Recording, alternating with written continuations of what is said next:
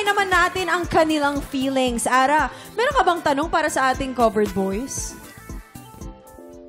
Kung kayo ay isang pagkain, anong pagkain ito? At bakit kayong dapat tikman? Uy! Ay! Covered boy number 1. Number Ano one? yung sagot? Hi, Ara. Hi! Hindi, sabi niya. Mahilig ka ba sa, exotic foods? Ay. Exotic foods. Kasi ako, gusto kong maging ginataang kuhol. Ay!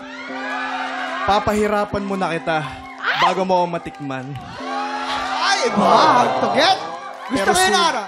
Pero sulit ang sarap sa bawat paghihirap. Kasi nga Grabe naman, yun. ang kuhol ka. Kailangan sipsipin ng Oo, matindi hard talaga. to get. Ay, may pagsipsip ang kuhol. Oo. Saka sinusungkit mo pa yan. Susungkitin mo talaga. Pero si covered boy number 2 naman. Alam mo, Ara, boses mo pa lang parang in love na ako ngayon. Bakit? Kung maging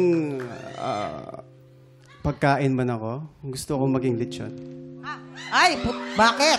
Bakit lechon? Gusto kong iparamdam sa'yo yung lutong, sarap, at pagmamahal na nanggagaling sa'yo. O kuya, basta ano ha. Pero tandaan mo kuya, ang lechon, masebo din. So medyo Hindi ka ang lechon. Take note, ako yung magluluto nun para sa'yo. Iba din. Effort Nagluto ng yun. lechon. Oo, covered boy